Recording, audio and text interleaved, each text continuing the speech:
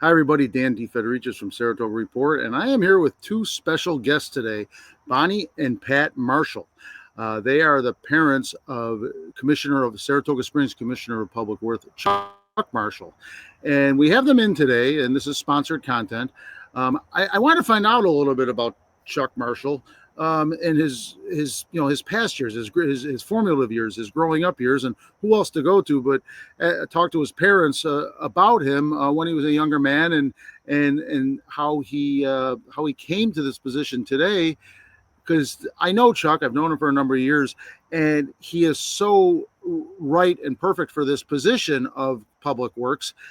His qualifications are stellar. His passion is second to none, and so I want to go back a little bit. Bonnie and Pat, how are you doing this morning? Good. Good. Thank you very Thank much. you. Excellent. And you two are Saratoga County residents, and Chuck spent a long time here. He's been a long time in the city. I know him as, again, a guy that from his knowledge, just talking to him, from his resume, his college, his previous jobs, he is really an accomplished person, especially in this field that delves nicely with public works. Do you have any thoughts on that? This was him from grade school. This is what Okay, he liked. This is what he wanted. Yes. that's that's what I suspected because I just know this about him how well qualified he is. What were some of the things that a young Chuck Marshall did? In addition to maybe the excelling in the academic realm of that, what were maybe some of his hobbies or his interests that you realized? My goodness, he's going into that, but both public policy and civil engineering kind of direction. When he was in the fifth grade, he ran for school president, which is a public school in Brooklyn, and he won that election. Okay. And his citizenship and involvement with the level of community activity within the school was very high. When he moved on to middle school, he developed a very keen interest in the civic uh, givings of the school, and he involved himself with the peer mediation group within the sixth and seventh grade. And it was shortly after that that we relocated to Saratoga County, and he continued on in the Shen schools. Okay. Oh, that's great. See, I knew I would learn more about Chuck there, and I did. That's going way back to sixth and seventh grade. That's terrific. And how about on the engineering, the engineer in him? He's got stellar qualifications there as well. Did you see interest early on? Was it later in his years? It was a bit later on. He pursued a degree in political science or communication at Potsdam, SUNY Potsdam. And after graduating there, he had gone on to the Rockefeller School. And I believe he received his master's in the Rockefeller School. He worked a few years in the assembly and the New York State government, which did not tickle his fancy very well. So he, under his self initiative, went back to school, and he went to Clarkson. And that's where he got his degree in civil engineering. He had worked for a couple of local companies, and he has always, since we relocated upstate, he was always interested in working for Stewart's. And then one day he happened to be in the right place at the right time, and he achieved and secured his position that he was mentored and developed.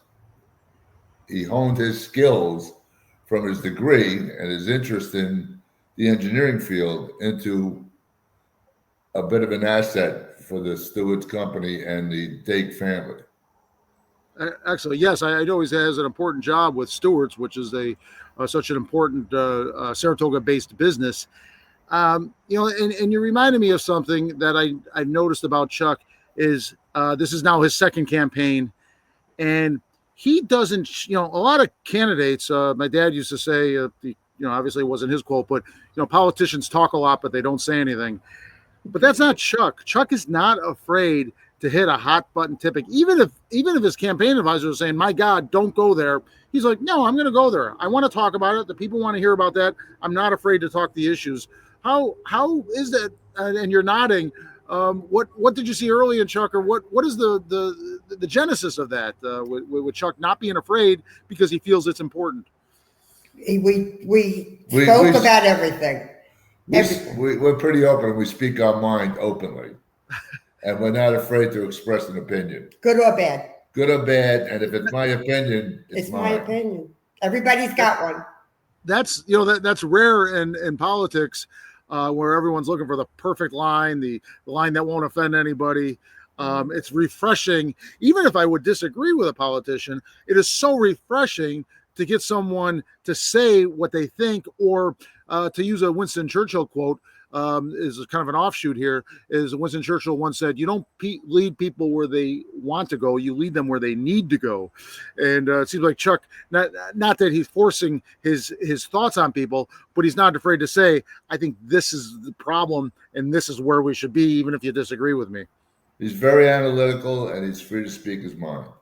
That's terrific. Any other things we should know about Chuck from you know him better than anybody, perhaps his wife and kids equally, but what else should we know about Chuck that is relevant to the position, well, any leadership position, but in this case the leader, the Commissioner of Public Works? He's kind. He worries about people. He thinks about people. He tries not to hurt people. Not everybody likes what he says all the time. He tries to say it in a nice way. He's been that way forever. Like I said, good, bad, and indifferent. He follows, I believe, his heart. He was terrific. He's a terrific son. He was a terrific grandson.